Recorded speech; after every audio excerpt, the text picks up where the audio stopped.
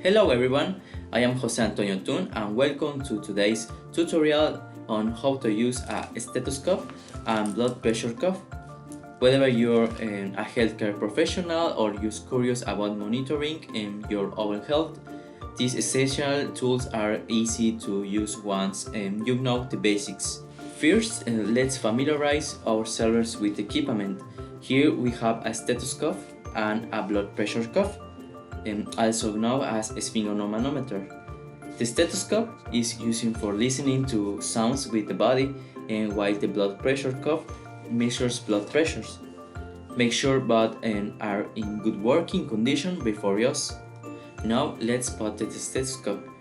Place the ear tips into your ears, ensuring they point forward and slightly towards your nose.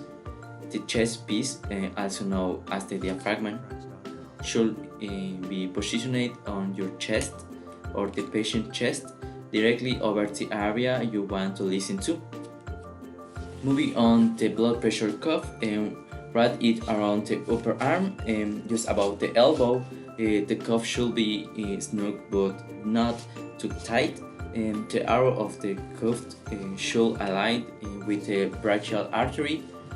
Secure the cuff using the Velcro strap. Inflate the cuff by squeezing the bolt until you can't squeeze it anymore. Then slowly release the air using the T's release valve. Listen for the first thumping sound, systolic pressure, and the disappearance of sounds, diastolic pressures. Once you have your readings, remember that a normal blood pressure reading is around 120/80 millimeters of mercury. Consult with a healthcare professional if you have any concerns about your readings. With a little practice, you will become comfortable using these tools to monitor your health or assist others. If you found this video helpful, please like and subscribe for more informative tutorials. Thanks for watching and take care of your health.